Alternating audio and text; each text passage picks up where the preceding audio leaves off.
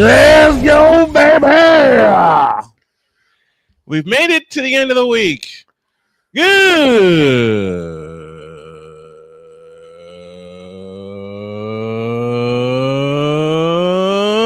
morning. Welcome to the fabulous, fantastic football Friday edition of Snowman in the Morning. Glad to have y'all with us. Good morning to Genevieve and A Pizzle who have joined us in the Fanatics feedback zone.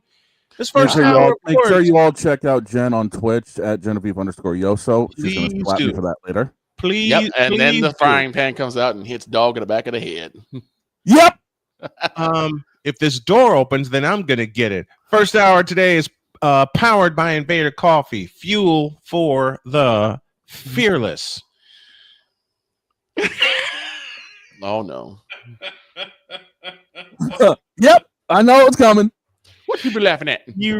What am I laughing? Look at Genevieve's response. Yep. I help her out and I get the for fuck's sake. Yep. Like I said, frying pan coming. Frying pan or a rolled up newspaper, you getting hit. Nah, I'll just get a kendo stick upside the head. Ooh. I have the distinct feeling once Dog and I team up to introduce one of Jen's streams, I'm gonna get socked in the back of the head. All right, before we get into our usual Friday shenanigans, which is a potluck Friday, and yes, I'm bringing back the potluck Friday, we have an open letter from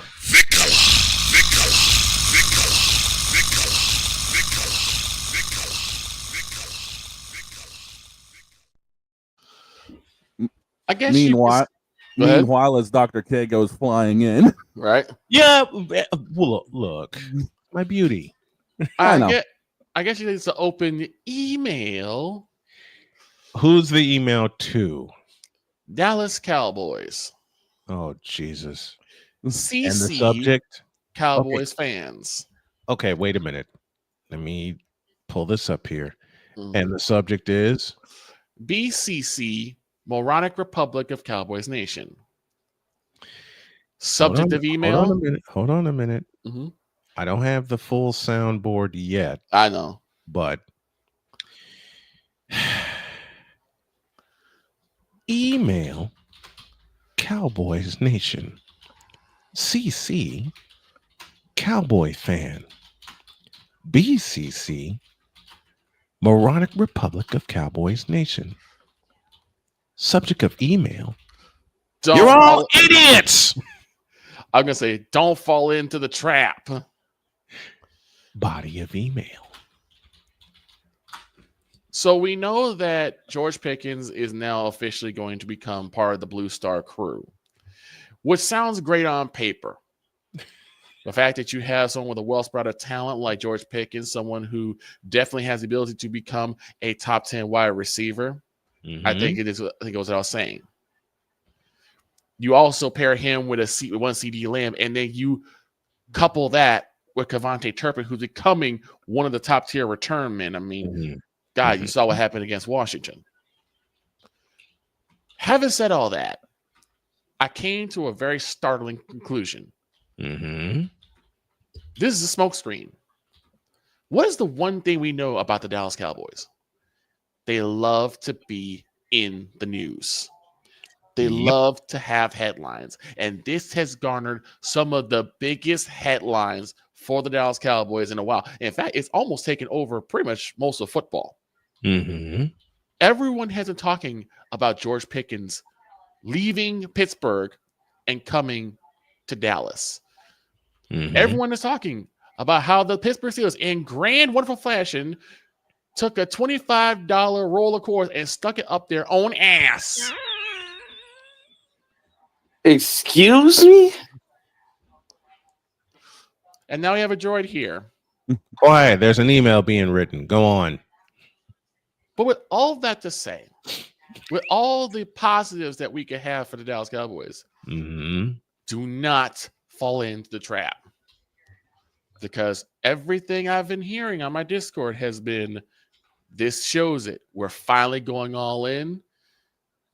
That this could possibly be our year to land the big one. Couple problems. Mike Tomlin has been known to have problematic individuals on his team. True. Mike Tomlin has been known to take on strong personalities and keep them, even to the detriment of the team. Need I say about Antonio Brown? No, you had it right the first time. Say it true. Say it again, black man. Say it again. Antonio Clown. Mm. And now you're saying that Tomlin has had enough and he decided to take DK Metcalf, which is going to be an even bigger headache. Pete Carroll, side note in said email, if Pete Carroll couldn't rein in DK Metcalf, I'll let Victor complete the rest.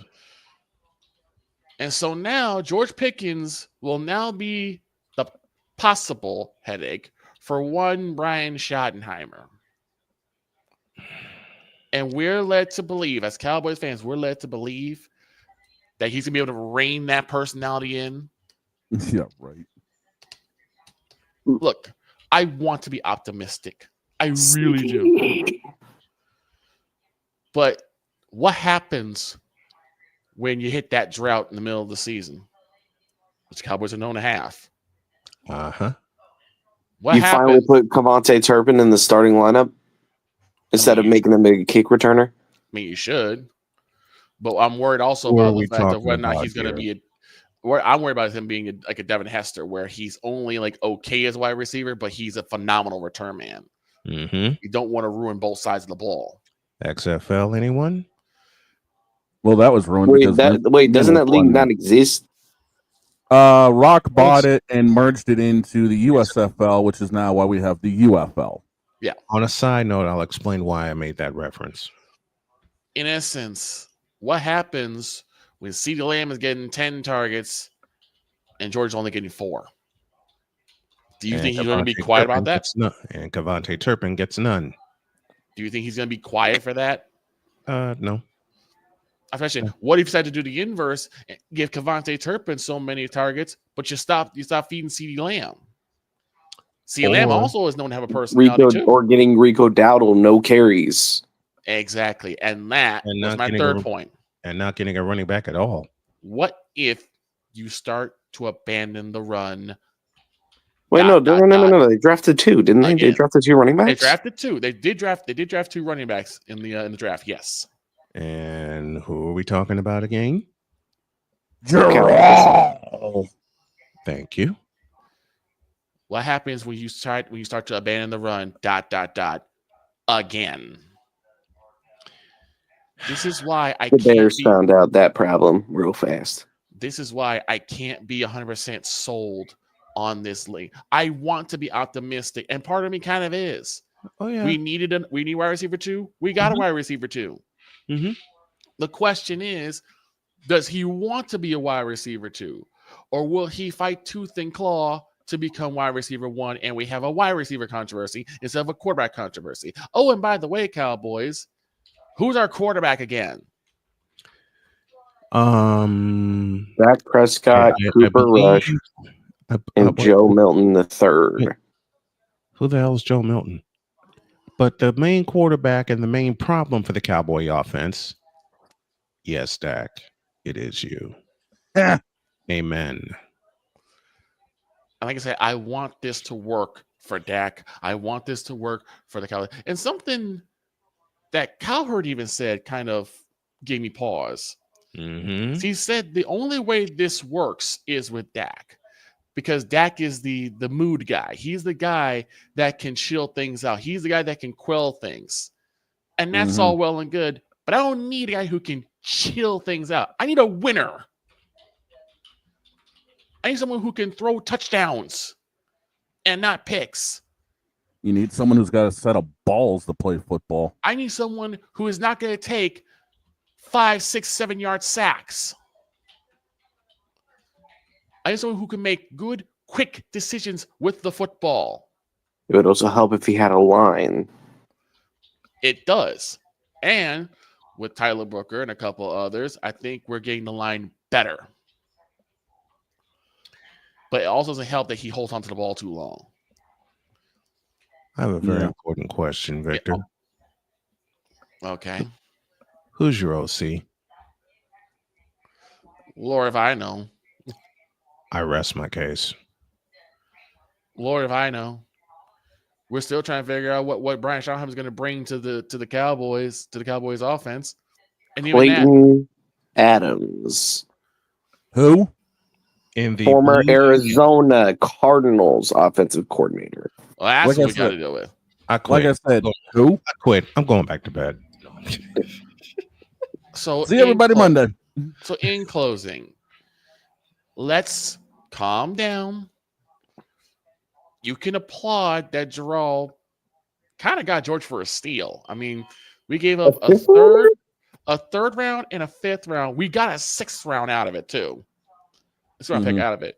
For someone like George Pickens, that's a damn steal. Yeah, I it is. remember you forgetting his nickname, CTE. There you go. Well, I always call him Crash Out Pickens. Well, it's either crash out or CTE. It's kind of just pick one. Right. Mm-hmm. So I want things to go well, but just calm down. Let the situation play out, and let's just see what happens on week 1. Let's just see how everyone gels on week 1. And then we'll see if they are primed for greatness or doomed to fail again. Let's just hope history doesn't repeat itself. Sign Victor Locke, CEO, Vic A. Law Industries. Isn't that right next door to Vandalay Industries? You fool! But my friends, the ones that I call the greatest people I know, Mm-hmm. the AFC West, besides the Chiefs, is terrifying. The hell you talking about? Look at the Chargers acquisitions. Oh, the They Chargers are looking- finally decided, let's actually get Herbert some weapons. And now not only do they have Lad McConkey, they also have Trey Harris. Mm-hmm. I don't remember his name, but he has like an asterisk. Wide receiver from, I believe, Syracuse or Auburn. One of the two. Mm-hmm. They also picked up Kansas wide receiver Luke Grimm. Blake will like that shout. And they picked up the second best running back in the draft, Omarion Hampton. That I think is going to That be their is golden a goose. huge pickup for San Diego. I think And that I I still cannot say Los Angeles Chargers because to me they are the San Diego Chargers, but that's a rant for Look, another day. I'm gonna just say this: I did feel a little salty that the Cowboys didn't pick up Omarion, but if it would go to any team, I am glad he is going to the Chargers. And you also got to remember they get a okay backup in Najee Harris. Mm-hmm. And they also retained their previous running back on an RFA deal. Yeah, I think the Chargers are going to be the boogeyman for the AFC. I think Chargers have always been the boogeyman for the Chiefs. Mahomes or no Mahomes. It's just that the Chiefs have always had the wild card in Mahomes. And then the reason, hold on, Droid, before you pull your hair out, the reason why I say Mahomes is the wild card is because Mahomes always comes up with a backyard football play, which 99.999% of the time works, and puts the Chiefs over the top. That's some backyard football bullshit. But you also, I want to say, another division that's for once in its existence since 2002, Mm-hmm. when the South divisions were made. Mm-hmm. For the first time, the NFC South actually looks terrifying. We said no. Shit. We actually said that in the We draft. said that when we did the NFC draft, we South said it was will be something to terrifying. watch. Mm-hmm. We NFC said South will be something to watch. We said the NFC South would be fun to watch. Now let's take a break because I want to get Droid in on a little fun that we had yesterday. Oh Lord! Because we flipped some quarterback rooms upside down And I'll explain Before where we- the origin of that quote I just took earlier. that made Please what tell me you the- did the Browns. Hang tight. Let's take a break. That's a yes. I got to go get a kiss from my wife. And when we come back, we're going to flip the quarterback rooms upside down again. Back in a minute. You mean worse than what we did yesterday? Worse. Oh boy. Oh, Trust shit. me. I did some digging in my almanac as prompted by my beauty back here. Ladies and gentlemen, this is some bullshit. And this is a Snowman break. Morning. And this is Snowman And Multimedia. this is a break. We're back in a deuce.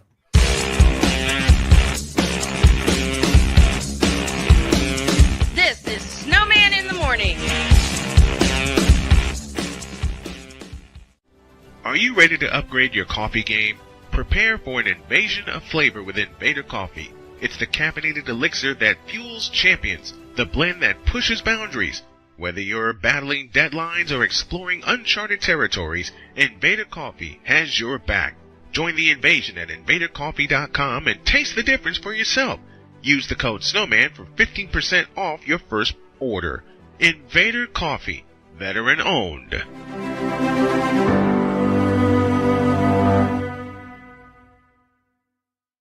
Join the transporter to Hades. Your butt and gut becomes one. Join the reformer of hooker whores. This is my daughter, Placenta Booty Johnson. Join the bronze god. Whenever you are in distress, take off your baseball cap and throw it in the air. Join your very own superhero of broadcasting, Chris Bass. So whatever color crayon they get, they palm it and do 2 circles, and that translates to, I can beat up black people. As he takes you through the week's paces in Baseline. Live every Saturday at 8 a.m. Eastern, 7 a.m. Central, Pacific Time Zone people, just stay asleep when this is on live and just catch the recording. Oh, I'm sorry. Exclusively on the Chris Bass YouTube channel.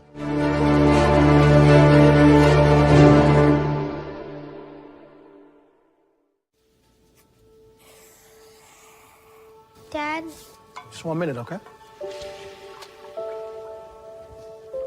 hey Bobo, do trees tell each other stories? I'm sorry. I'm afraid I don't know that.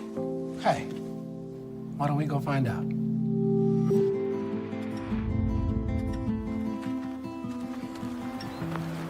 Listen. Do clouds take naps? I couldn't tell you.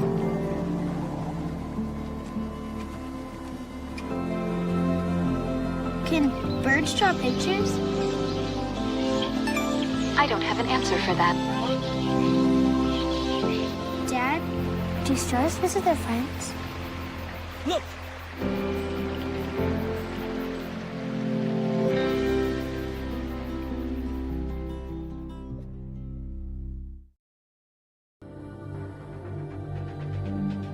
The spirit of battle is a powerful force. It's a force that drives us, pushes us beyond our limits.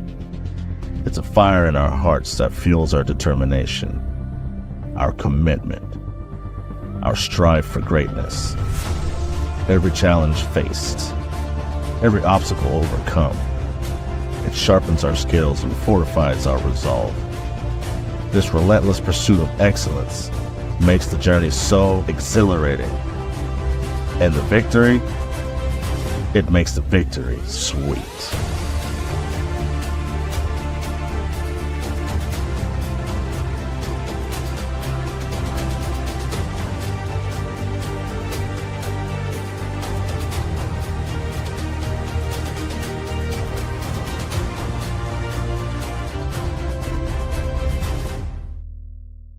Hey everybody, Snowman here. Looking for the best way to experience live events? Well, SeatGeek has you covered. With just a few taps on your phone, you can find the best seats for concerts, sports, theater, and more. Don't miss out on unforgettable moments. Download the SeatGeek app today and get ready for an experience like no other. Each ticket is vetted for authenticity and ranked on a 1 to 10 scale. And right now, If you sign up and use the code Snowman, you will get $20 off of your first purchase. That's only through the power of SeatGeek, where fans can fan.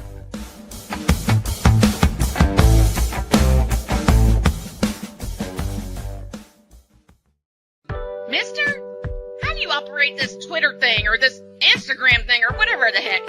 You're supposed to know all this stuff. Anyway, welcome back to the show.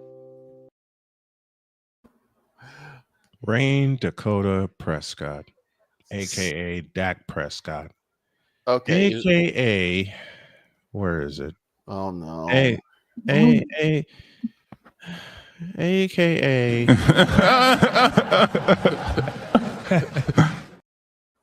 I'll throw one playful shot at Victor, and then we'll go on. 2 years ago, Niners played the Cowboys in Week 5. Victor adamantly and vehemently told me, "I ain't doing this shit."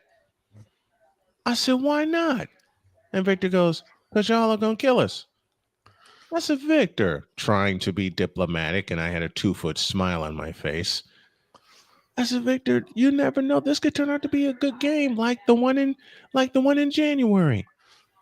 This is when Victor cussed me out and goes, "Who won?" San Francisco. Now you know why I'm not doing this shit. It reminds me of what's it? Ernie Johnson. Just like that isn't funny. Right. Well, it gets better. The story gets better. I'm warming up. I'm getting ready to go. My wife brings me my notes. She brings me my dessert. Ready to fly, and off we go into the game. And I'm seeing a series of messages from Victor, and he's going, "I hate you right now." And after the touchdown, the second one to George Kittle on a trick play, I could swear I hear Victor in my head going,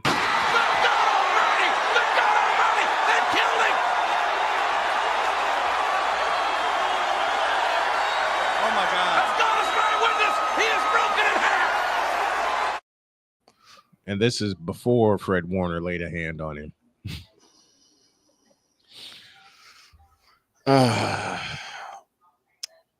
So, Droid,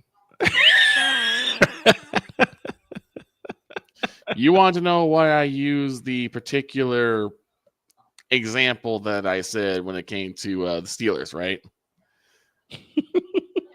Now I don't know if I do. Well, It's my fault. Yeah. So it's my fault. before you came in on the draft coverage, Bay and Snowman were talking about Aaron Rodgers. Oh, don't ask why. Exactly. Aaron, perfect Rodgers. answer. And Bay said, Aaron Rodgers, did he or did he not stick a quarter in his own ass? Lord, what happened with the Jets? I fell out for 15 minutes. He did. And then I came back and I said, I have been on this earth for 41 years. I have never heard that example ever. Someone sticking a quarter up their own. And then Snowman said it wasn't just one quarter, it was a roll of quarters in his own ass. The ones that you get from the bank? The ones you get from the currency exchange, yes. Yeah, the $10 roll. Without the plastic. We're talking about the brown paper bag roll. Yes. And then Victor, today, it's not a $10 roll of quarters, it's a $25 roll of quarters. A $25 roll of quarters that the Pittsburgh Steelers, with the idiocy, the abject idiocy that they have done with the draft and with this trade, they have stuck a $25 roll of quarters up their own ass. If you can out-brown the Browns, that's the thing that scares me. And I said the people who are laughing in abject idiocy. If you can out-browns the Browns, if you could see The real winner of this whole thing is the Baltimore Ravens. Because the Ravens are like, oh, this is going to be a cakewalk now. It was already going to be easy enough to make it to the AFC. What did you always say, Victor? And the winner was the Baltimore Ravens. The winner was the Baltimore Ravens. And bear in mind, the Ravens are winning in spite of who they have at quarterback. Yeah. Right. Yeah. They're winning in spite of this clown. Because and listen, I have had people come after me ever since I said Lamar Jackson has regressed. I have 3 words to counter that. Find the lie. Exactly. Find the lie. Because if you want to use regular season achievements against me when it comes to Lamar Jackson, be my guest. But I can just point to 2 occasions where he's regressed. When he's at the number 1 seed and a game in his house, once for the division game and once for the AFC championship, and he choked them both away. Yep. Let's do a list. Oh, boy. Worst all-time quarterbacks. Cordell Stewart. That didn't take long. Johnny Manziel. Cade Cam McNown. Cam Newton when he was on New England. Cam Newton, period. What's crazy is I say that, but the jersey I have is a Cam Newton jersey. There you go. Cade McNown. Marcus Russell. Cade McNown. I can dig that. I would say Tony Caleb Romo. Williams, but Victor will hit me. Tony Romo. No, Jason Garrett. Zach Wilson. Mark Sanchez. Zach Wilson, as Victor said. Geno Smith. Oh, God. Someone said Mark Sanchez already, didn't they? Yeah, me. Yeah. Okay. But you mean butt fumble? Butt fumble. It's a butt fumble against New By the England. way, fun fact, that was my fantasy team name. Butt fumble. Yeah, with a picture of Mark Sanchez.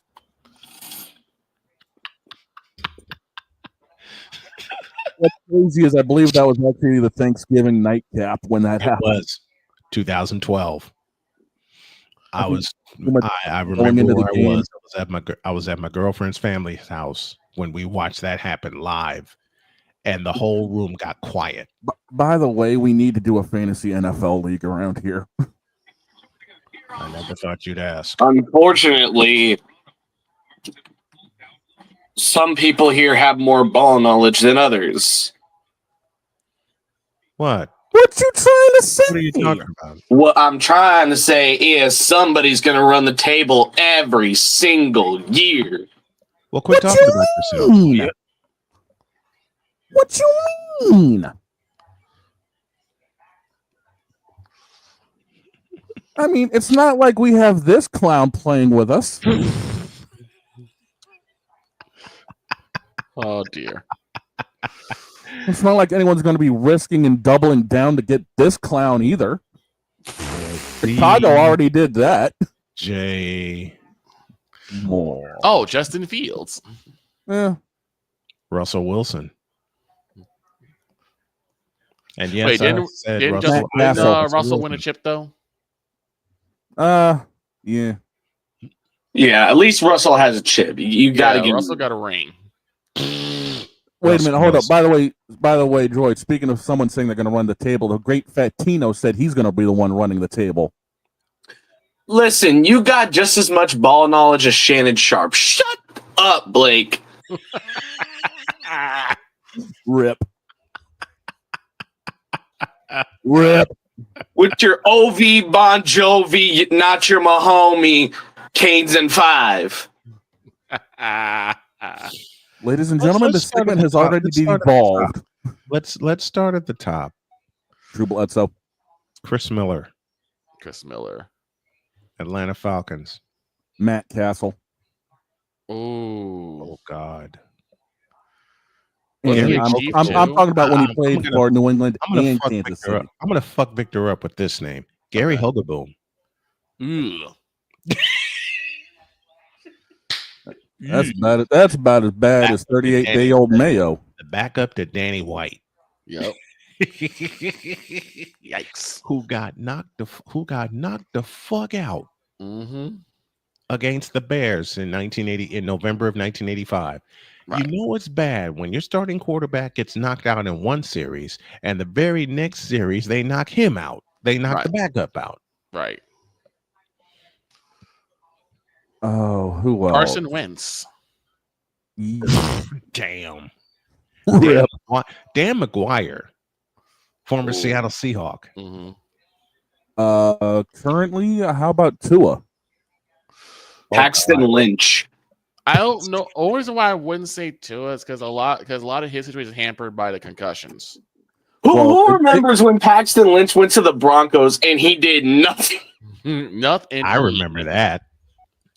They were like, "Oh, storied prospect out of Memphis and intercepted." Mm-hmm. Vinny Testaverde in his later years.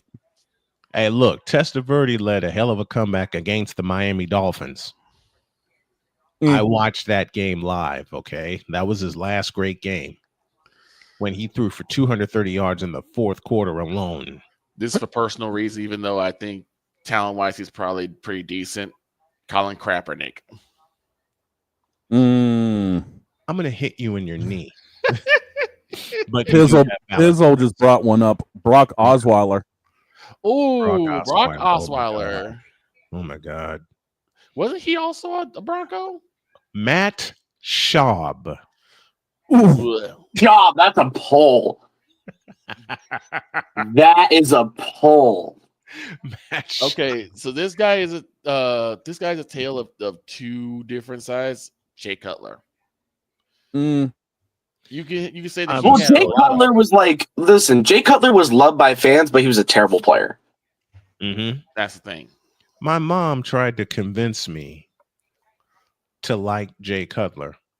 I looked at my mother. God bless you, Mom. I looked at my mother and I said, "Are you crazy?" And as soon as I said that, Mom says, he's looking good though. Turn to the television. Guess what happens? Intercepted. Yes.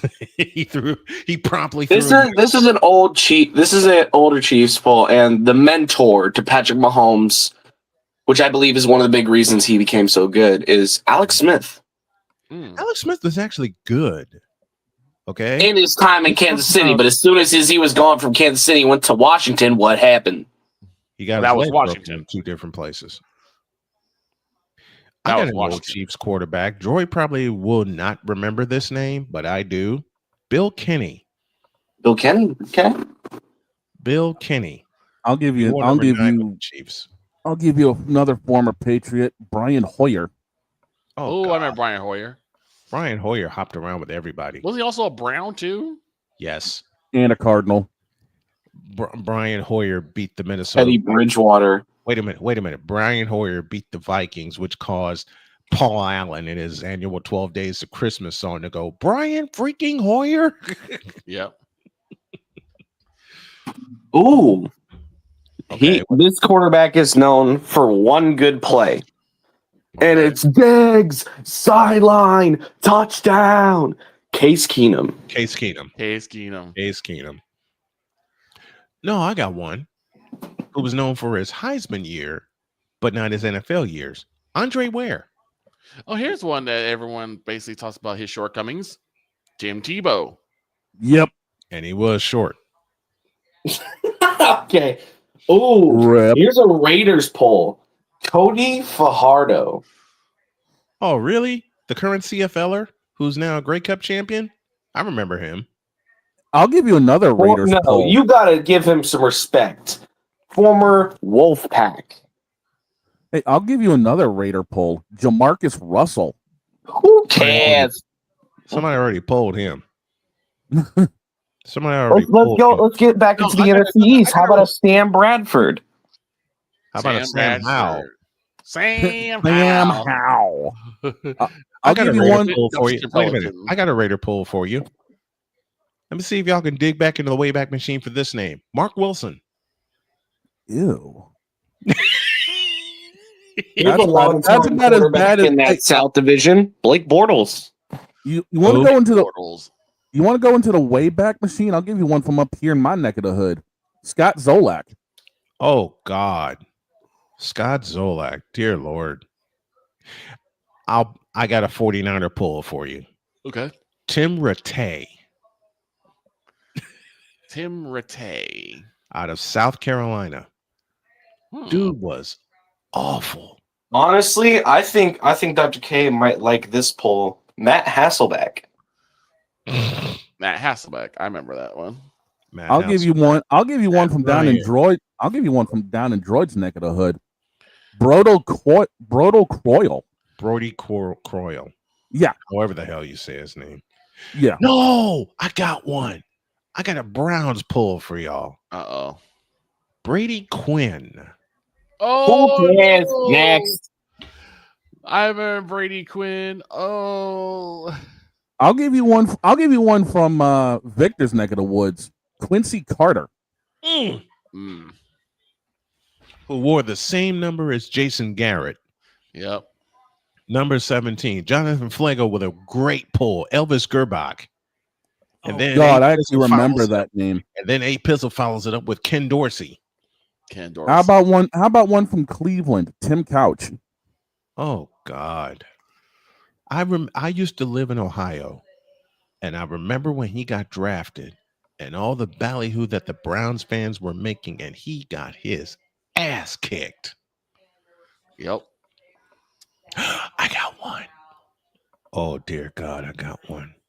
Former Steeler, Tommy Maddox. Ooh. Former XFL MVP. Okay. Let's go from them running Rebels in the college football, Chad Kelly. Chad Machine Gun Kelly, who thinks he's as good as Jim Kelly and ain't even close. Here's one from Chicago. Chad Hutchinson. Oh yeah, Lord. Chad Hutchison. Yes. And then let's back that up with yes, Rex yes. Grossman. Rex Grossman. Okay, so you know here's what? Rex Grossman cost me a pizza one day. One weekend, I was delivering pizza during the divisional round. This is when I first got my car. I get a call into work. The Bears were playing the Seattle freaking Seahawks in the divisional round. My boss decided to make a bet with me, and he said, "I bet you that Rex Grossman will not win this game." I said, "He'll throw a touchdown and walk us off." It was Robbie Gould that walked us off, but he cost me a pizza. I'll give you another one from Arizona. So instead of getting a pizza, I wound up getting like some breadsticks and a sausage calzone for my dinner that night. Oh, there's one. Here's From a good the old poll. world- from the old World League days. Thank you, Blake, for this. Stan Gelbaugh used to play with the London Monarchs. How about Kent Austin? Oh dear, Kent Austin. I'll give you guys one from Arizona. John Skelton. Ooh. Red Skelton. Good Lord. Red Skelton. You know what? I'll even There you back. go. I'll back that up from somebody in New Orleans. Billy Joe Tolliver. Oh God. Billy Joe Tolliver. Billy Joe Tolliver. Why? Will Levis. A Pizzle pulls up our Schleister. I'll give you one. All right, here's one from Indianapolis. Mike Pagel. Oh God! Don't make my wife come in here. Right. What's wrong with you? Frank Sauer. Matt Painter, since we're talking Colts. Ew. The man who temporarily replaced Peyton Manning before they drafted Andrew Luck. Yep. All right, here you go. Let's go to Seattle. Oh no. No, can't use that one. We already said it. Geno Smith. This one's for the supervillain. Uh-oh. JC Watts. Oh God. Oh, Curtis Painter. Thank you, A Pizzle. Curtis Painter. Oh no, Dan Orlovsky. What about Carson Palmer? Palmer was actually good. Listen, Palmer was like actually decent. Palmer was good in the system that he was in, but then they took him out of that system and that screwed him over. Mhm. Yeah. I'll give you a name. Steve DeBerg. Hey, I remember DeBerg. Who's that forgotten quarterback out of Atlanta? Oh yeah, Desmond Ritter. Wasn't that his name? Yeah. Desmond Ritter. DeBerg, listen, I was away at college in 1990, and he went toe-to-toe with Warren Moon. He went toe-to-toe with Warren Moon. The only problem was Warren Moon threw for 554 yards. No, check that. 527, 554. By the way, fun fact about the Cody Fajardo poll. I have his rookie card, Nice. Very nice. which is worth nothing because he was nothing in the NFL. The supervillain chimes in. Kyle Mackey. Okay. Drugs are bad. Okay. Drugs are bad. Blake, I brought up Brody. Oh, God. Here's one out of Baltimore. Kyle Bowler. Oh, no. What about one out of Miami? Josh Huppel. Hypel. Screw remember. you. I'm the only good names I'm good at pronouncing is Russian names. That's because you watch him for a long time and you get the pronunciations right, which I applaud you for. Here's another one out of Indianapolis. Jonathan, thank you. Out of Tampa Bay, Mike Glennon. Yep. Glennon. I'll give you another one out of Indy. Jeff George. Oh God, Jeff George. Jeff George, who thought he was Mr. It when he graduated from Illinois. And then he had the last safety in front of it. And then got smacked around in Indianapolis and smacked around with the Raiders. He thought he was Mr. It, and then he had to put the S and the H when he went against Indy. Mm-hmm. Because they did the same thing to him that they did to Andrew Luck. Mm-hmm. They didn't give him a line. They didn't give him a line. They didn't give him a line. Oh, no. Mike Garrard, Jacksonville. Garrard. Oh.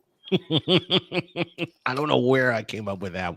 Thank you, Mr. McCoffey. Danny Werfel, former Gator. How about this one out of Cincinnati? Achilles Smith. Oh, my God. Mm. Oregon quarterback who sucked royal ass. Former Oregon quarterback who felt he should have won the Heisman Trophy and sucked royal ass. Tony Graziani. Tony Graziani. It's a Graziani. Wasn't he out of Oregon? Graziani? Speaking of Oregon quarterbacks, Joey Harrington. Ooh, Harrington. I remember that. Mm-hmm. Joey Harrington. Steve Fuller, former Bear. How many of these are going to be Bears? How about Chris I can Winky think of. How about Chris Winky out of Carolina? Chris Winky, yeah. Chris Winky. Chris Winky ain't winking no more. The 29-year-old quarterback who was great at Florida State but got to Carolina and couldn't do a goddamn thing. Well, it was Carolina, so what did you expect? Oh, here's a Chiefs poll. Pete Woods. Oh, jeez. Oh, I'll give you. Brian gave me a Jets poll. Bryce Petty. Bryce Petty. I'll give you an Arizona poll. The shake and bake man himself, Jeff Blake. How about a Jags poll for my father, Blaine Gabbert, who threw a game. I have a funny story about Blaine Gabbert.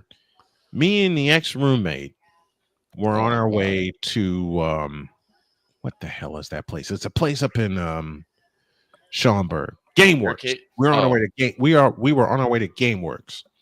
And he bet me, stupid idiot, that the Bears would beat the 49ers when they went to overtime because we were listening to Jeff Joniak's call on WBBM. Mm-hmm. And I said, what makes you so sure? And he says, because we actually have a quarterback and the 49ers don't. So the Niners get the ball back, tied at 20. And on the next play, I said, I bet you Gabbert throws a touchdown. And if he throws a touchdown, you owe me dinner twice. Well, son of a bitch. Blaine Gabbert hit Torrey Smith for a 71-yard walk-off touchdown, and he stopped in traffic, fuming. Mike Ray. Ryan Leaf. Thank you, Blake. Ryan Leaf. It took a while for somebody to name Ryan Leaf. I was like, I don't want to be that boy. Tom Marinovich. Has anyone brought up Trent Dilfer yet? Hey, Dilfer's got a ring. Bears, Vince Evans. Oh God.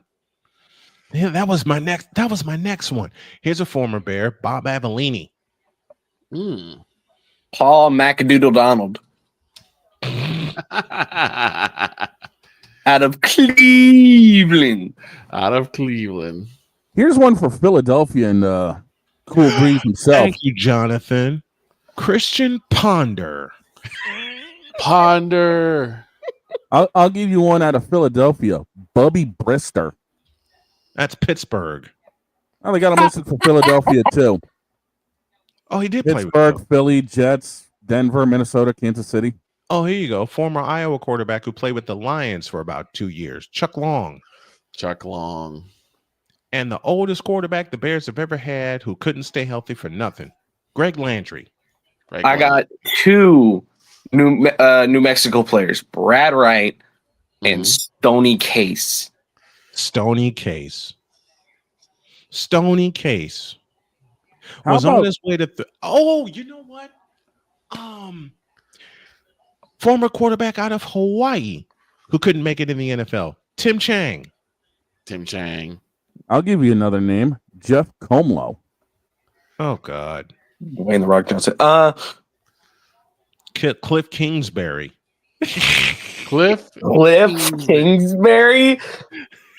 Thank Ryan McCoffey for that pull. I'll give you one round of the Giants. Who had a half a cup of coffee with the Jets. Ryan's saying it's a full cup. I say it's a half a cup of coffee. I'll give you one out of the Giants. Danny Cannell. Oh, jeez. Florida State product. I'll give you a current one with the Giants. Well, I don't think he's with the Giants anymore. Tommy DeVito. I'll give you one out. He had one good game, and everyone was like, "Oh, he's the next big quarterback." Right. Speaking of Giants, the quarterback that preceded Hall of Famer Phil Simms, Scott Brunner. I'll give you one out of Dallas. He wore number 12 with the Giants. He preceded Phil Simms by 2 years. And when he played against the 49ers in 1981 in the divisional playoff, the 49ers tore him to pieces. Did you already say Colt McCoy, my friend? No. That's another Browns. I'll give you one out of Dallas. Steve Walsh. No, I got one for you. I got one that'll help put this to bed. Former Cleveland Brown. You ready for this name? Spurgeon Wynn. I got one from Colts Nation. Sorry, Dr. K. Sam Ellinger? Well, I'll see your Spurgeon, and I'll raise you out of Chicago. Bob Avellini. Already said him. Oh. Yeah, you already did say him. I'll see my Spurgeon win, and I'll raise you Seneca Wallace. Seneca Wallace. Yeah, I haven't heard that in a minute. Oh God, Ryan, where you pull this? I'll raise you Seneca Wallace with Charlie Batch. Charlie Batch. I'll raise you Carl Todd from the Jets. Oh gosh, Charlie Batch. Who I actually affectionately call Charlie Bitch. I'll raise you Frank Holtz from the Steelers. I'll raise you Frank Reich from the Buffalo Bills. Oh, Lord. And you know what? I'll raise you from Lord Chicago. Have mercy. Let's talk about Frank Wright. I'll raise you from Chicago, Vince Evans.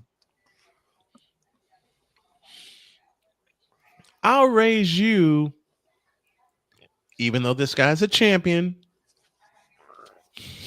Jeff Hostetler from the Giants. Hostetler, yeah. And Blake just beat us all. Nathan Peterman. Nathan Peterman, Ryan Nassib. Nathan Peter meme. You know what? And I'm going to go out to San Francisco for this one. Tim Rattay. Bitch, I already said him. Oh, he did? I said him 20 minutes ago. You realize how long we've been going at this, right? Jet and Steeler, Neil O'Donnell. We've been doing this for 30 freaking minutes here, okay? And the problem is? I lose track of who we've said. This is true. I do also. Let's see here. Who else? I got one. Oh, jeez. I can't believe I'm going to do this. From the Buffalo Bills, Joe Ferguson. From Chicago, Gary Huff. I'll raise you with Mike Frankowiak out of Denver. Oh, God. I'll see your Mike Frankowiak from Denver, and I'll raise you Craig Martin out of Denver. I'll top both of you out of this is Houston, Dan Pastorini. This is a shot at Victor. I'll raise you Gary Hoggaboom out of Dallas. Oh, beat you to it. Beat you to that one. How about Dan Lefebvre? Wait. Thank you, Jonathan. JP Losman, Buffalo Bills. I already did Tim Tebow, Ryan. How about out of Chicago, Dan Lefebvre? Oh, gosh. Really? His name sounds so French. I was like, screw it. French playing Lefebvre. Mm-hmm. I'll give you one out of Cincinnati, Jack Thompson. I'll raise you Jack. I'll see your Jack Thompson. Raise you EJ Manuel. EJ Manuel, no. I'll call that with Dave. I'll call that with Dave Klingler. Not David Klingler. Klingler. Yep. You almost said Klinger. I was like, what is this? MASH? Yes. It's a MASH unit. Did we do JP shit last night? Dude, have we done JP Lossman yet? Yes. Okay. What about Greg Cook? Yep, got him. How about Danny McCoy? How did Who? Former Cincinnati Bearcat Danny McCoy. No, I got one. Rodney Peete from Detroit. Tony Pike, Carolina. Oh, God, not Pike. Not Tony Pike. How about out of Seattle, Rick Meyer? Oh, he sucked. Oh, here you go. From the Detroit Lions, Eric Hipple. Who got murdered by the Bears. Adrian Burke. Jack Trudeau. Oh, God. Former Illinois quarterback. And I loved him once upon a time. Lefty, Scott Mitchell. And thank you, Dan Lovely, for tuning us in this morning. Ooh, here's a good one from the former Colts team, the Baltimore Colts. How about Terry Southall? No. Good God.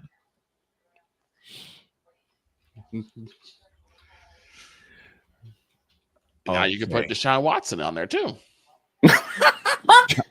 Listen, we were trying to leave him off of it. I'm not. Todd Wilcox. I'll give you one. Todd Wilcox. Former Charger Stan Humphries. Ooh, Stan Humphries. Okay, he was good for a bit, but then he had that one injury. Okay, how about this? Oliver Luck. He wanted to be Andrew Luck so bad. Oliver is his dad. Oliver's his Andrew Luck's dad, bro. Yes. Andrew Luck just basically took his father's legacy, threw it out the window, and kind of shot at it a couple times. Is basically what you're saying. Actually, no. The Colts did that for him by not providing him an offensive line. But he was still one of the better Colts quarterbacks. Oh, here you go. Ryan Tannehill.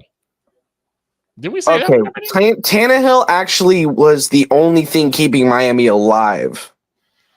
Okay, one Here's more. what- How about this one? Vince Young. Oh Lord. Well, that's another Okay, Tennessee player I'll counter that. RG3. Robert Griffin the third. You could Cam Newton. You know what? We did Cam Newton. Jonathan gave us another one. Brandon Wheaton, former Cleveland Brown. Chris Chandler from Ryan McCarthy. Yeah, there Matt you go. Leinart. That's Matt a good Leinart. one. Oh God, Matt Leinart. Leinart. Blake with Andrew Walter. Lord Matt Barkley. have mercy. What? Was Blake? We could keep doing this Lynn all. Dickey. You know what? Blake, I already came up with Winky. You know what? Actually, no, not Lynn Dickey, because he was actually really good. He's in the Packers Hall of Fame. Mm-hmm. Steve Grogan. Former Patriot. You're not wrong there. Brian Sipe, former Let's Cleveland do another K-State quarterback, Dan Minucci. Ty Detmer, Cleveland Browns. Chad May. Ryan comes up with Tony Eason. Charlie. I have K-State quarterbacks for days. I got another one. Michael Bishop, another Patriot. Yeah, You're not Michael wrong there Bishop, who never got a fair chance. One from There you Chicago, go. Eric Kramer. I like Eric Kramer. I do too. I like Eric Kramer, but the Bears screwed him over. Yeah. The Bears really screwed him. Here you go. You ready?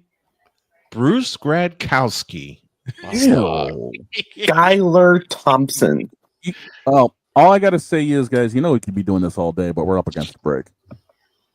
Let's keep going. Okay. Screw it. Let's keep going. Why not? And I got Cleveland Brown quarterbacks for days in front of me. We already said Brandon Wheaton.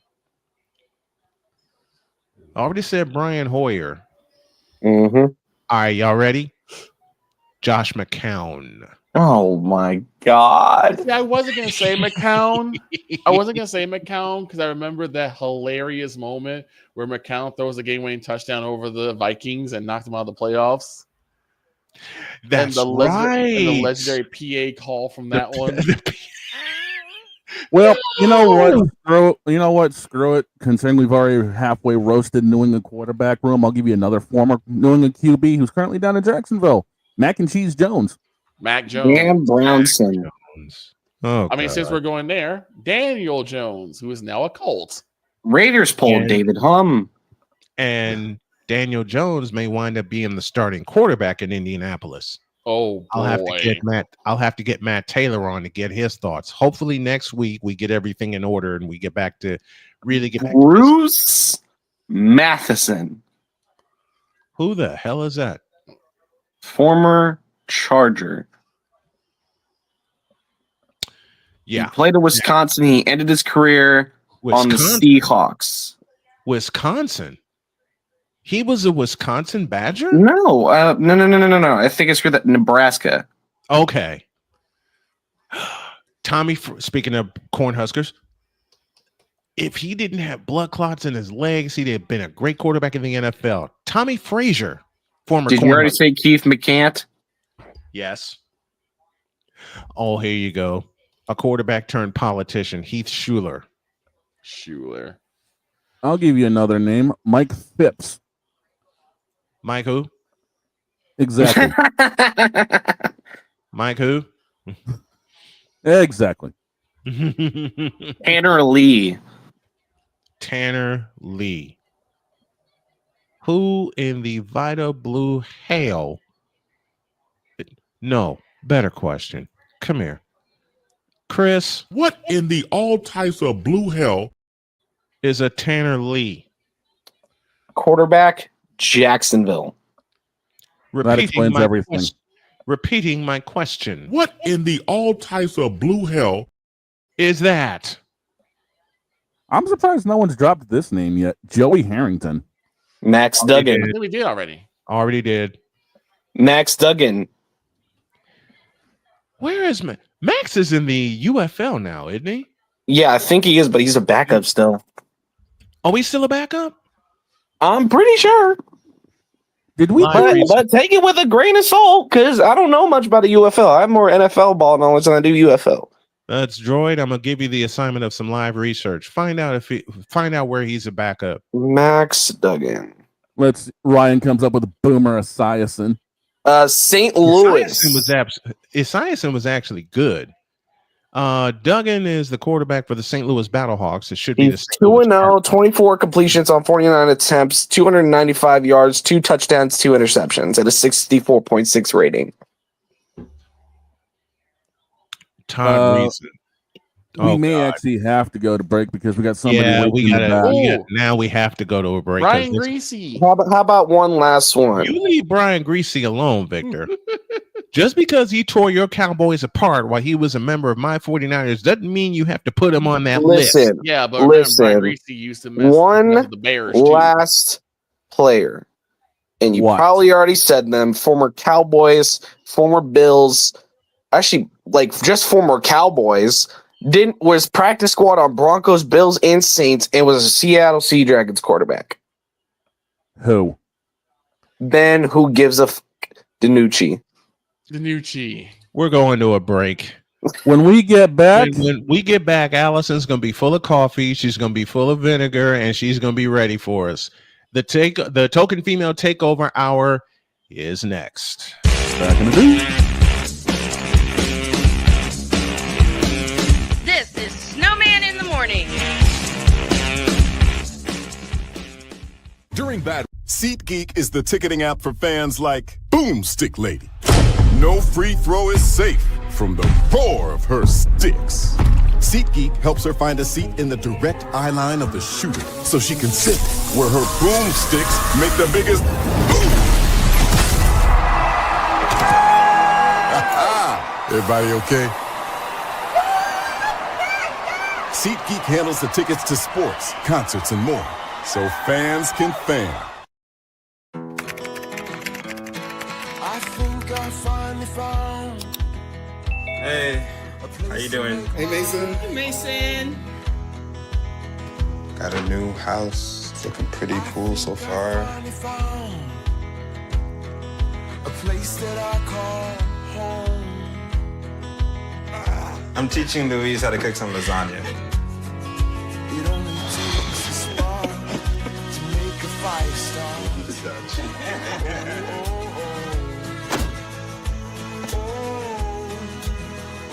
Thank you. Study, please.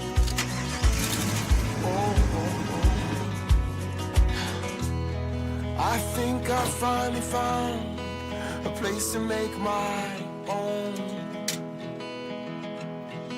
A place that I call home.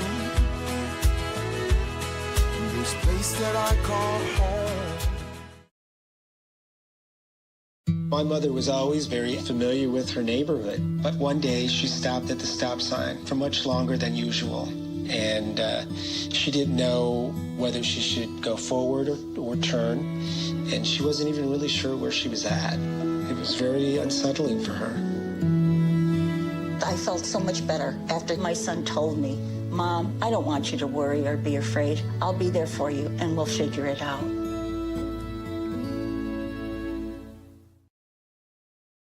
This planet has been great to me.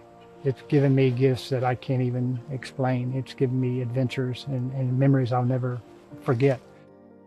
And Battleborn, I think, has given me the opportunity to go beyond and give something back. How can I be a better custodian to this planet and the place I live? That's where I am with Battleborn. Let's make the planet a better place. Join Ryan McCarthy. I became a Jets fan because Kermit the Frog was my favorite Muppet because he was green, and the Jets wore green. That's how I became a Jets fan. And Dustin Henry. ESPN is cashing all in on let's pay a few personalities and we'll just kind of fill in the gaps. As they walk you through all of the world of sports from their perspective. The Albany Empire, it's a literal circus. No credentials required. Where, Ryan, say the tag. Where you don't need a press pass to talk sports. Every Monday at 8 p.m. Eastern, 7 p.m. Central. On YouTube and where you can find all podcasts. Hey, Eagles fan. Join my man Cool McCain and a host of others as they break down every single game, every single week in an objective manner, and also from a fan's perspective as well. Remember, this cast feels just like you. Nobody likes you. And you don't care. Fly, Eagles, fly. Eagles Elite Podcast. Every Wednesday at 8:30 p.m. Eastern on YouTube and other podcast outlets.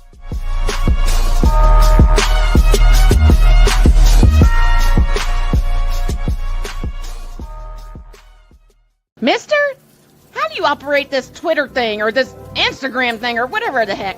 You're supposed to know all this stuff. Anyway, welcome back to the show.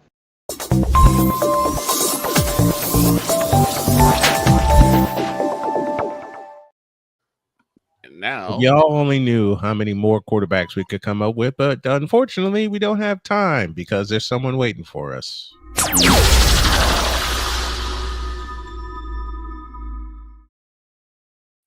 And Here's Allie. Now to see my Hey guys, how What's are up? you?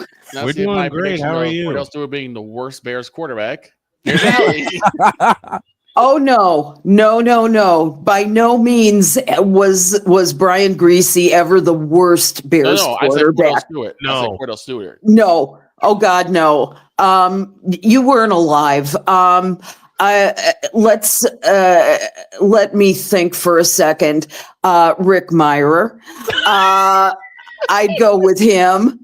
I could probably say something about Chad Hutchinson and his backup Chad role. Hutchinson, I was gonna say Chad Hudson. I'm like, wait, he was a wide receiver, not a quarterback, right? I'm like, no, that's got to be a quarterback. I got a funny story to share about Bears quarterbacks because my mom grew up a Bears fan, born and raised in Chicago.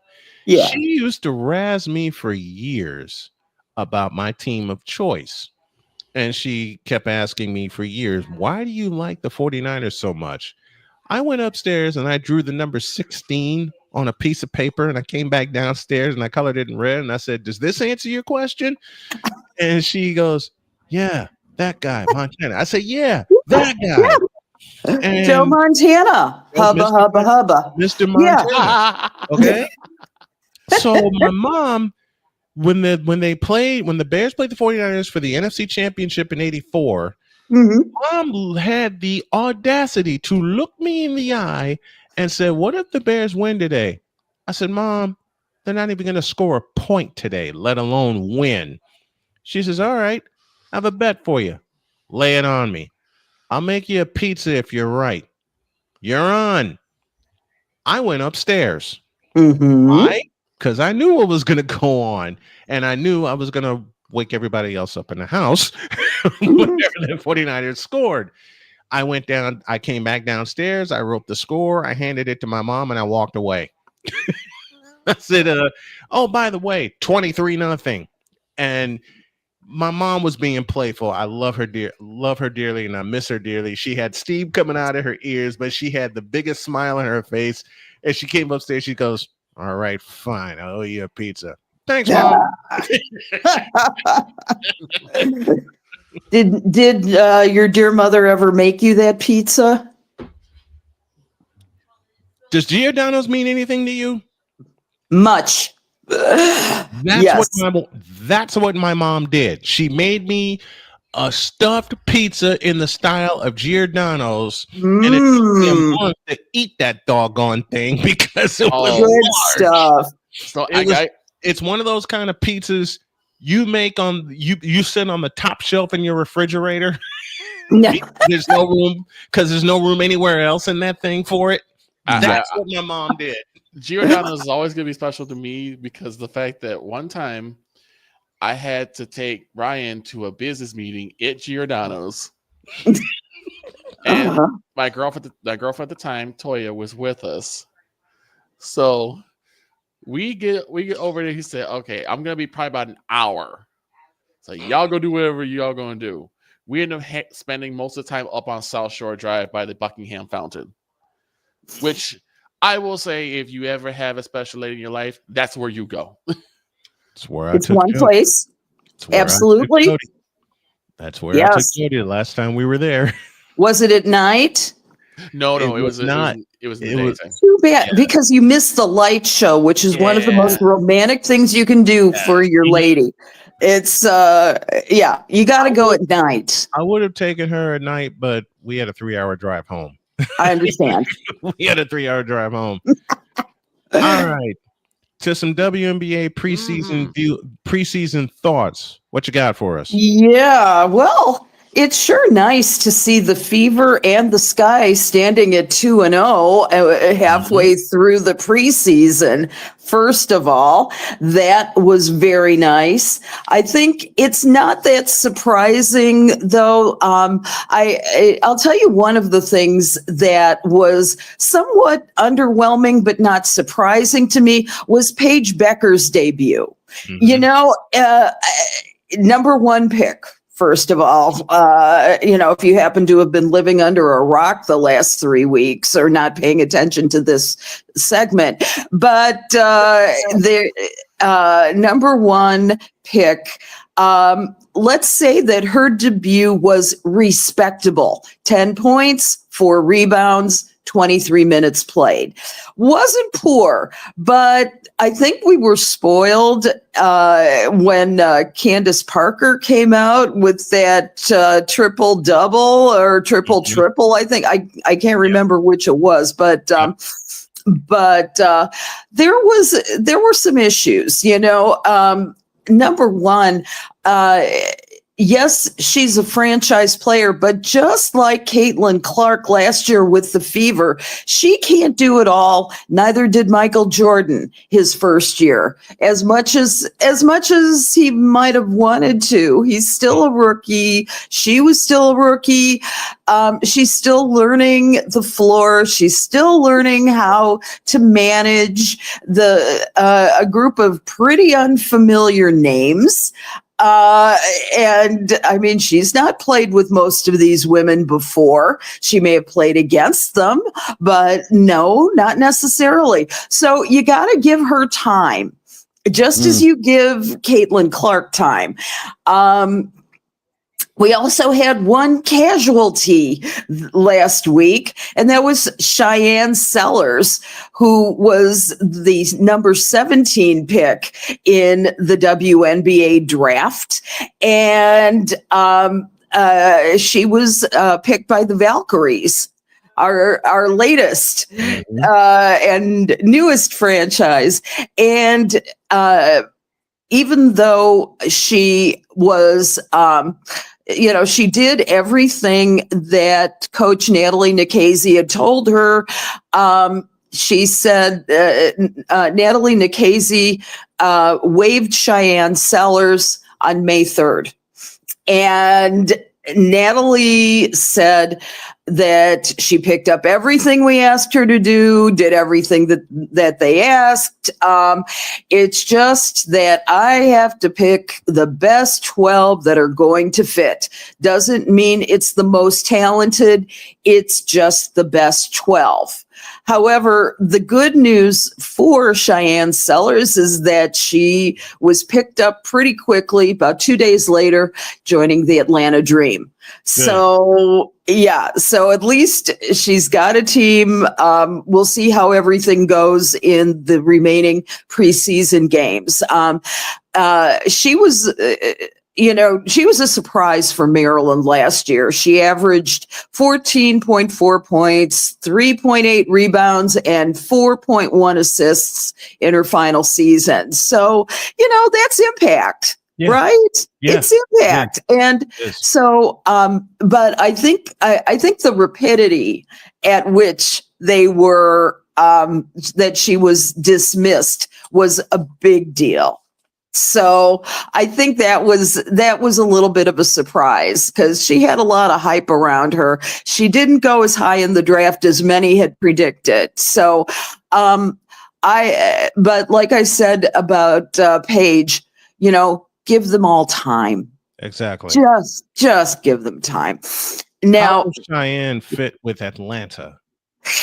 I think that she could fill a very good off the bench role. I think that I don't see her as a starter, first of all. I think that Atlanta, as you know, has a relatively solid core of players who are all getting to know each other. I think that she's going to be great off the bench for them, though. Okay. Yeah, that's just my opinion. So do you have any different ideas? No, I don't see her being a starter immediately coming in. That No. may change. That may change over time. But there's one thing about the Atlanta Dream. They are becoming a very deep ball club. They are, Especially yeah. with the additions that they have. So it's going to be tough for Cheyenne Sellers to compete for some playing time, number Yeah. one. And number two, some key playing time, especially when Chicago shows up, when Indiana shows up, New York, Minnesota, when the primetime teams show up. It's going to be tough for her to compete for some minutes and for her to earn some real playing time because of how deep Atlanta is. She's got to make the most of that time on the court. I mean, that's true of any player, but I think this is going to be a learning curve for her. I think it's going to be a real it'll be a test for her to see what she can do with those minutes. And I think that she will be able to make it. I have some positive vibes about it. And I just think, even after, Atlanta Dream has gone to, they've gone through such a rough transition. They have had so many tough years. It's like, let's hope that they're finally settling down and becoming what they need to be, and they can be a very good franchise. Shall we talk a little bit about Angel Reese? Let's talk about Angel Reese. Okay, the Sky won by 27 points over the Brazilian national team. My sincere hope is that the Brazilian national team, after back-to-back losses, will be able to hold their heads up, because that was sad.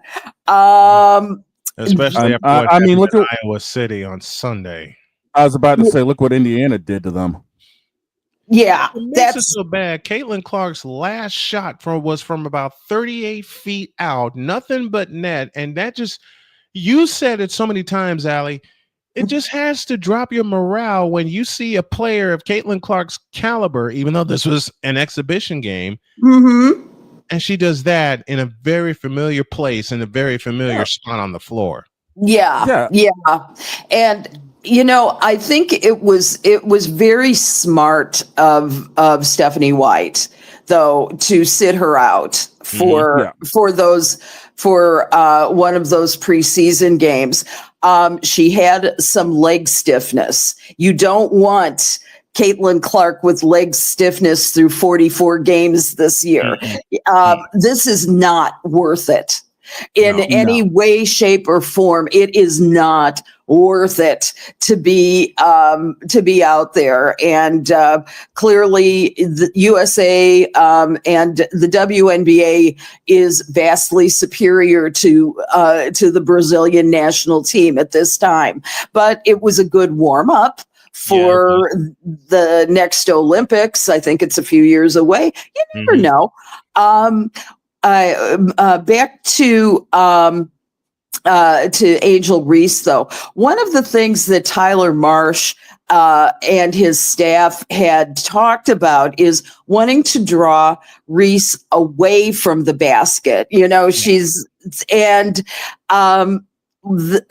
the strategy behind this is to allow more space for Angel to screen and dive, and also allowing teammates to attack the rim. Now, few people attack the rim like Angel Reese. So there's Yeah, but the thing is, Angel's got to be able to finish at the rim too. Yes, and you know, she's caught more of her own rebounds than anything else, right? Let's be honest here. Yep. And it is this year she's going, they also, Tyler Marsh has said that he wants Reese to handle more playmaking and initiate the offense. And much like Asia Wilson does for the Las Vegas Aces.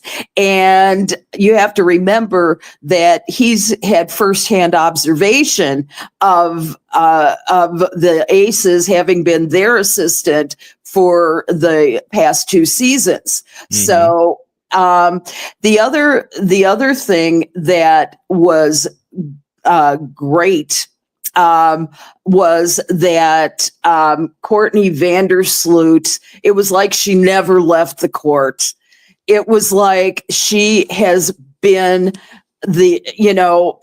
she's been the general all along. It was like she never left. 11, 3, and 5, 11 points, and 4 steals, which is something we didn't always see with her, it's so, this is something she must have learned out of New York, right? Or at least exercising that a little bit more. So Sloot is phenomenal. 74-69 victory over the Minnesota Lynx. That was great.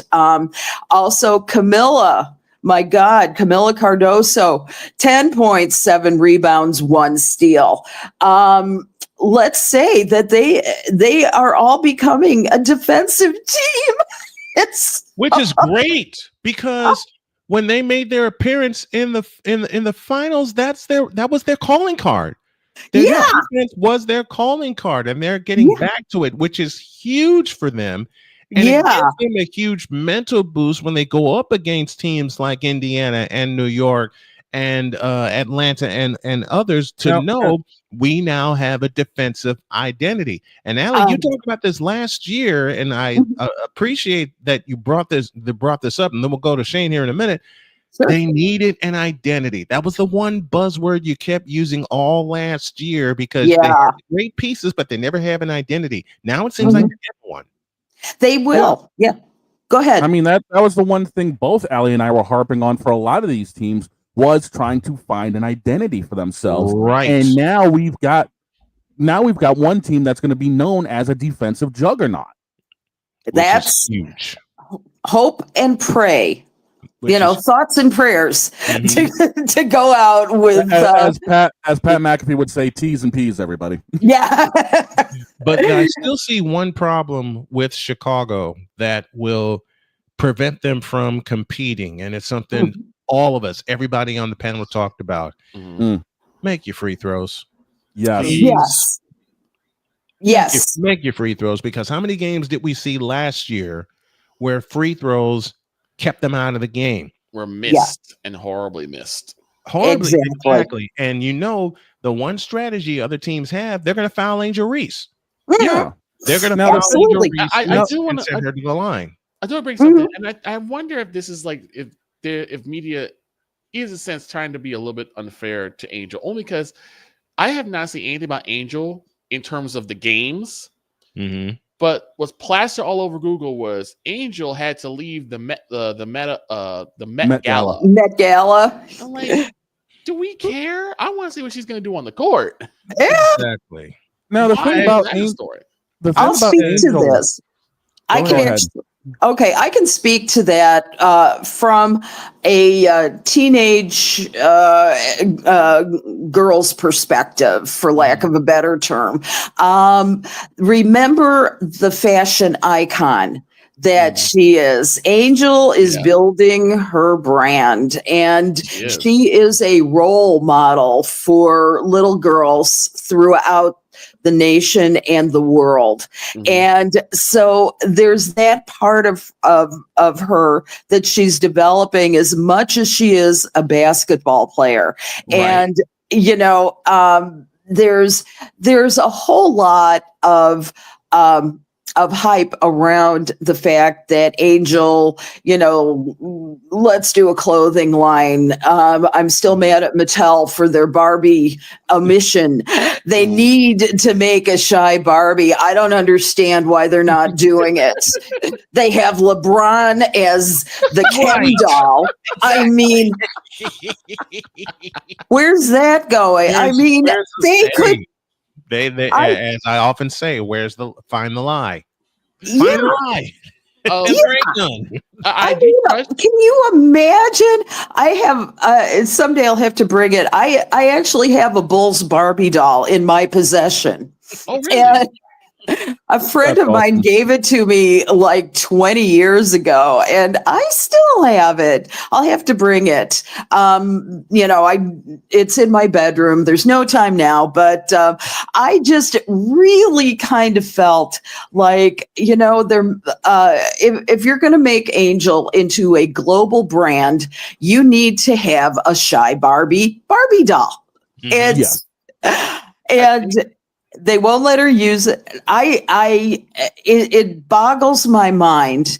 It was like the years that I spent before Alison became a popular name. What happened was when I was a little kid, I was one of the few Alisons in my class, and it wasn't until I got to my high school of 5,000 that I found actually 5 Alisons in my class. I was friends with all of them, and I would write to companies and say, like those little bicycle license plates and things like that. I'd say, please make an Alison license plate, and they would write me back politely. I was like maybe 6 when I started doing that, and I would say, they would write me back and they would say, there's not enough demand for an Alison license plate for this to be even a consideration. Thank you for writing us. And please try another thing. They didn't even send me a gift certificate. You know what? I get it. I get it, because there was I kept writing to the NFL for some strange reason, because at the time that I did this, they had a promotion going that they had they had a kids club. The NFL had a kids club where I remember that. You would get a book with all the team logos and the team names in it and all the players and everything, and you get a few extras. I didn't realize that it cost money at the time, and my dad was really tight-lipped about it. But he had planned a surprise for me when the mail came in one day, and he marched up to my room and he said, "Why did you stop writing the NFL?" I said, "Dad, I don't know. They never got back to me." He puts a box on my desk, and I ripped it open and screamed to the heavens because I was so excited, because Dad actually had ordered the package a couple weeks ahead of time. And I forgot that they always ended each commercial. Anybody who, and I know I'm dating myself, anyone who has ordered something off of television back in the day, you know the rule. Please allow 4 to 6 weeks for delivery. Right. I forgot that part. You know what's funny? I did want to ask this question though, Allie. Do you think at some point that will they force Angel to pick a lane? Will one take precedent over the other? Will she have to become more the basketball player than the fashion icon, or can she still manage to juggle both? That's I think with Angel being as young and hungry as she is, I think she's going to try and juggle both. I think if one takes precedence over another, if her fashion brand and her style brand and all of her outside activities start affecting her on the court, you better believe Marsha's going to come down real hard on her. They'll force her to pick a lane. Yes. The hammer will come. The hammer. Pardon me? I couldn't quite hear that. The hammer will come for her. Yeah, and I think that she knows what brung her, and I think that she can handle those priorities relatively well. I think one thing that's going to be important for Angel this year is to develop more of a leadership role with the team, because last year was about kind of individual glory, let's face it. And I think that Tyler's going to make sure that they play a team game. Yeah. And much more so in the way that you saw the New York Liberty play last year, and with Sluty really being the general that she always has been on the court, I think that that's where they're going to head. So, and I don't think that Tyler is the kind of coach that wouldn't lay down the law. I do believe that he's the type of coach that if you're not measuring up, he's gonna come after you. He's and that's key for a young talent, or talents, I should say, like Angel Reese and Camila Cardoso. Because remember, we lost Cardoso early in the year. That's right. She was gone for the remainder of the year, so they missed a lot fundamentally on the court, rebounding, defensive presence, and it's key that we talked about it earlier with Chicago establishing themselves as a defensive presence. The same can be true about Indiana. Difference is where Chicago attacks you defensively with bigs, Indiana attacks you defensively with speed. Yes. And that's really key for Chicago. It's key for Indiana's going to be an interesting transition this year. Interestingly enough, Stephanie White told other teams that to lay off Caitlin Clark this year. I'm not sure that was a wise idea.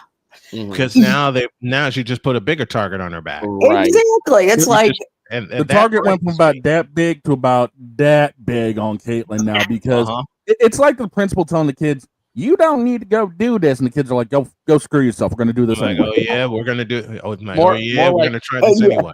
More like when the kid goes and says, they're being bullied, and then the person like calls them like, you will stop bullying this kid. Now they just put a bigger target, like, oh, we're really gonna get you because now you're snitching on us now. That's absolutely right. Yeah. I had that happen because I had so many people bullying me throughout my high school days, and then I grew from 5'7" to 6'1" come sophomore year, and they still thought they could bully me. And my dad gave me a directive: either you hit back or I hit you. So, I wish I had that. Wish I had your parents' friends. Just make sure they play. Just make sure they swing first. Dad, yeah, that's the thing. Dad did not want me to initiate contact, but he wanted me to respond to contact. Yeah. Don't initiate it, just finish it. Don't initiate it, just finish it. One day, sophomore year, when nobody expected, I just got tired of this one guy bullying me. And I turned around and looked at him and I said, you have one more time to bully me and you will regret it. He tried again and he went flying down the stairs. Sounds like me back senior year in high school. He came flying after me. I did two things. I sidestepped him and I tripped him. He went flying downstairs. I landed in the principal's office and I thought, okay, my dad's going to hear about this and I'm dead. Nope. Principal pulled me into the office, waited for the door to close, and laughed out loud. And he just gave me the simple message, it's about time. I said, I don't want to make this a regular recurrence because if I do, my dad's going to whoop my ass. And he said, did you start it? No. Did you finish it? Yes. Good. Get going. Right. Like the principal. I wish we had that. I had something similar where I had guys messing with me, and I usually, because I was in private school, I usually didn't get in trouble for like disciplinary reasons. Usually it's like if I was in the office, it was because of something dealing with financials. So the one time I did get caught in a fight, we both got pulled into the office, and I'm sitting there just waiting. the principal comes and grabs the other guy and like yanks him into the room. And I just hear this tirade of screaming out there. I'm like, oh, I'm dead. I am so dead. I am far beyond dead. I am right now. Oh, yeah. He comes out, he says, you go to your class. I'm out of here. Touchdown. Yeah. I love it. That's when you get up and walk out without a wait. I I'm leaving. He changed his mind. Yeah, no That's what kidding. you do. Speaking of running, Sue Bird named the managing director for USA Basketball, and Kara Lawson has been named coach of Team USA for the America Cup this summer. When you have two veterans like that of women's basketball, boy, does put that their minds together, that makes a huge difference, doesn't it? That is going to be an amazing combination. The thing that I love about Sue Bird is just from her rookie season, she has been just the most amazing player. Look, and so she understands more than probably any other managing director has how to win and how to get gold. And even now, the U.S. has 8 gold medals, right? The women's team has 8 gold medals. I will stress that the women's team has 8 gold medals. Yep. Yes. And so it's basically a gold medal or bust, right? And you've got to remember that Sue Bird was part of most of those teams, and she knows talent. She is going to recruit well. Now, one of the things that is going to be interesting was, you remember last year, or 2 years ago, there was a huge amount of issues regarding not selecting Caitlin Clark. Yes. And I don't think that that's going to happen this year, but what's going to happen with people like Paige Beckers? What's going to happen with people? Yeah, that's right. It was last year. It's the thing is that that decision, it was probably the biggest damper over the last gold medal. Was it the right decision? I couldn't tell you if that was the right decision or not. I know that it was more likely that, you had so many really good players on their last legs, like Diana Taurasi, like Brittany Griner comes to mind. And even though I don't think that she would say that she's on her last legs by any stretch of the imagination, I may say it before she would ever say it.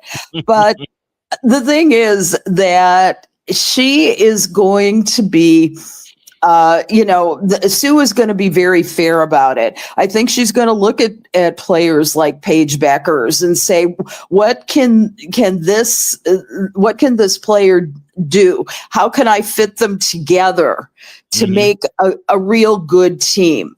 I think that'll be her criterion for how this next cycle works for the 2028 Olympics. And I think it's going to be a real interesting process.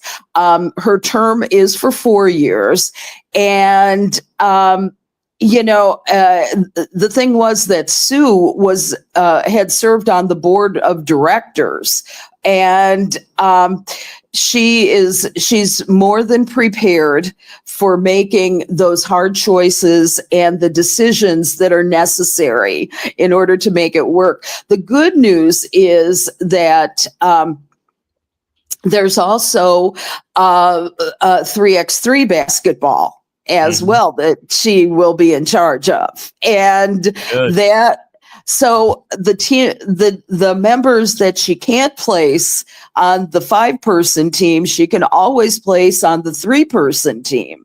And so she's got a very wide forum in which to place any player that she chooses to.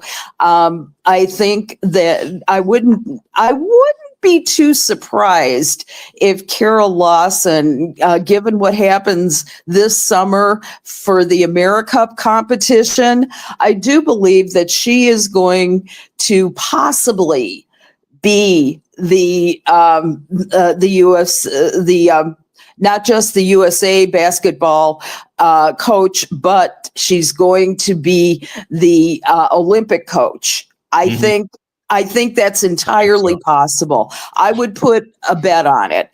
Gino's already won 18 or something. There's no reason to, let's give the younger people the talents, just like the Democratic Party. Let us give the younger people some leeway to forge the next generation of talent in international competition. And you keep improving the product as the competition improves. You keep the consistency established, and you keep winning. You have all the pieces in place right now.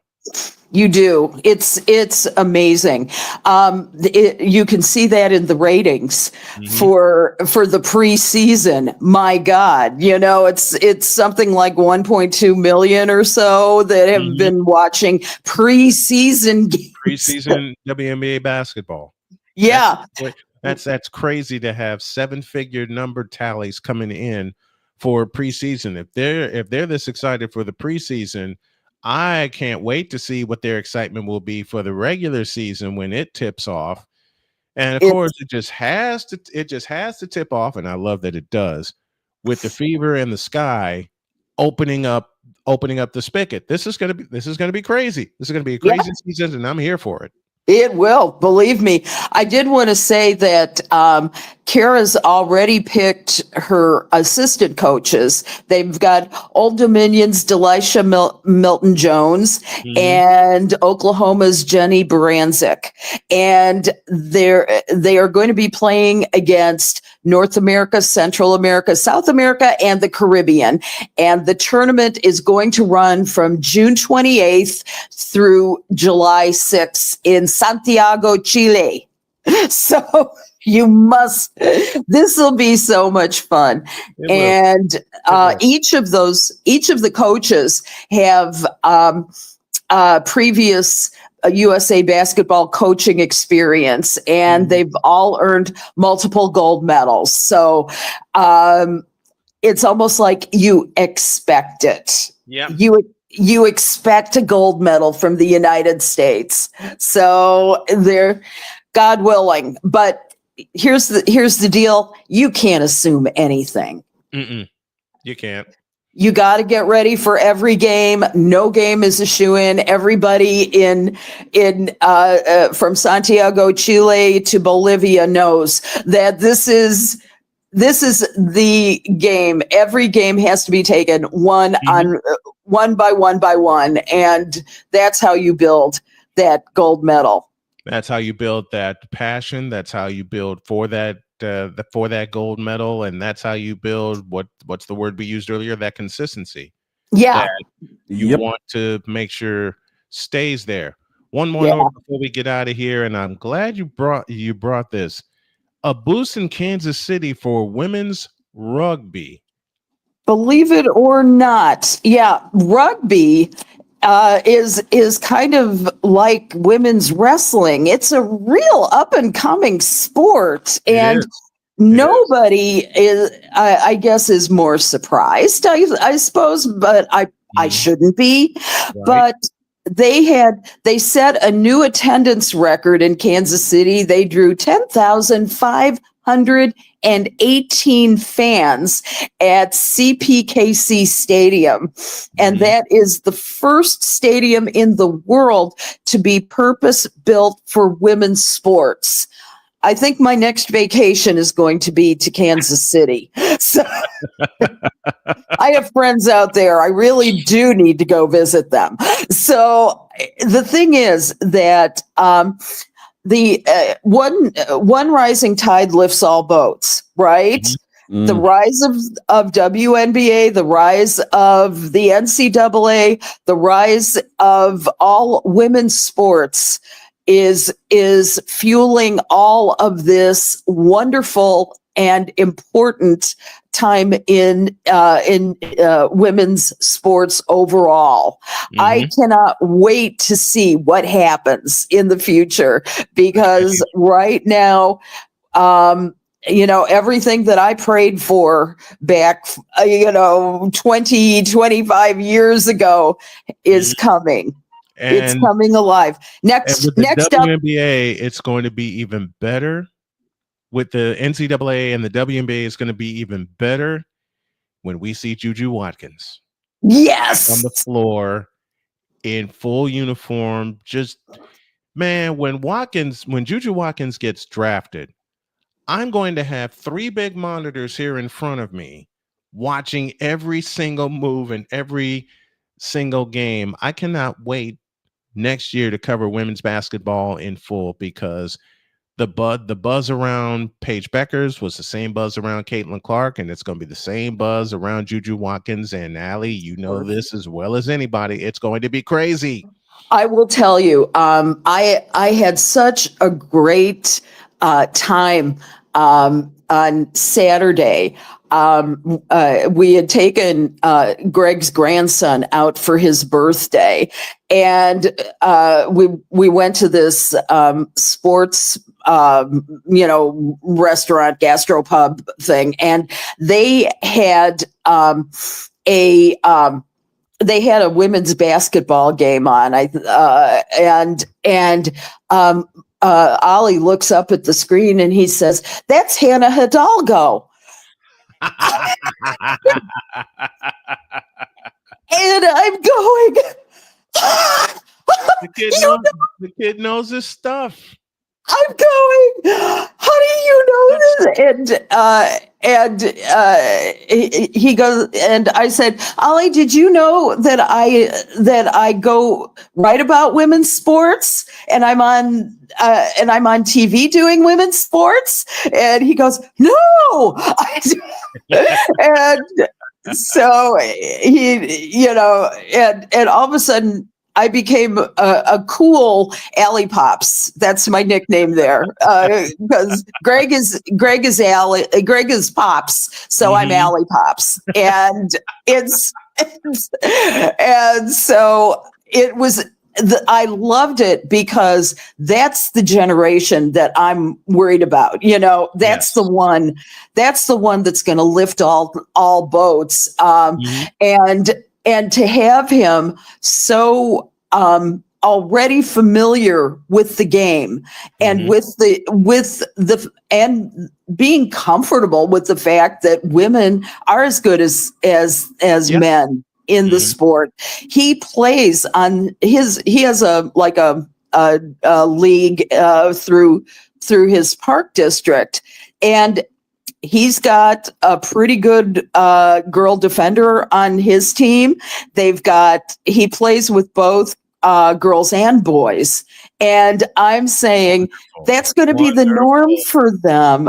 That's going to be the norm for the next generation, and nothing makes me happier than that. Nothing makes me happier, because when I used to do box scores when I was in school, just like I would see in the Sun-Times and in the Tribune.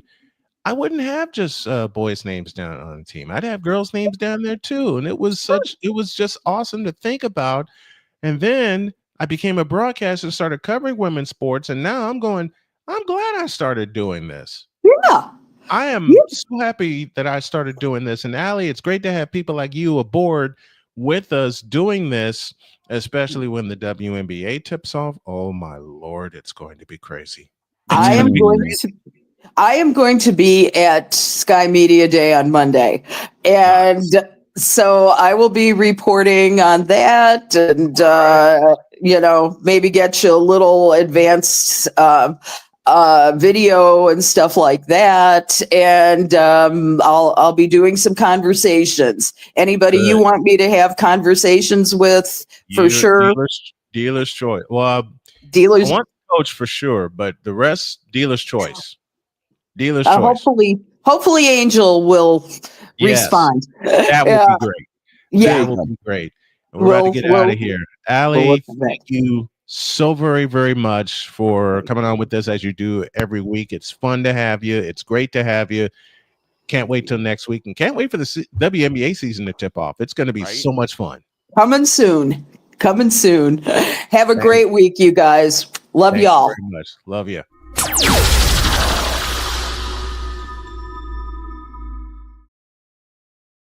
And to think the Fever in the Sky will kick off the season. That's going to be a ratings palooza, dude. Get your popcorn. I can't wait to put the headset on for that. Oh, yeah. Get your popcorn. I can't wait to put the headset on for that. Man, get your popcorn and nachos for that one. Indeed.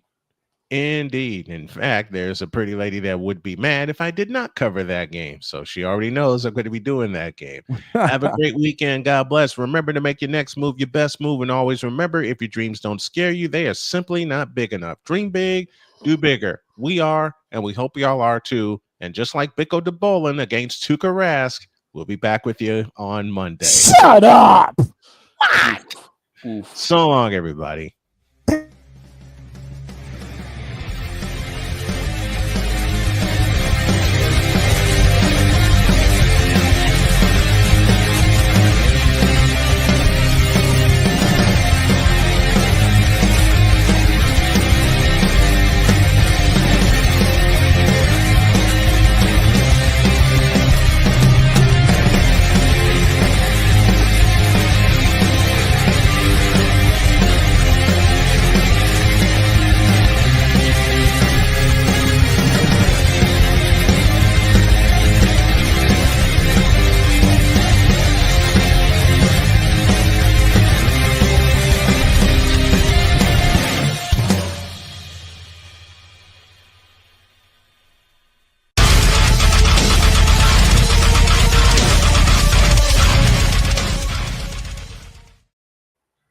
What they say? You really had to go there. Tattoo this on the foreheads of both Joel Embiid and James Harden. Y'all still bitches. John Cena, you a bitch too. See y'all Monday. I won't be here. LeBron James, you a bigger bitch. Out.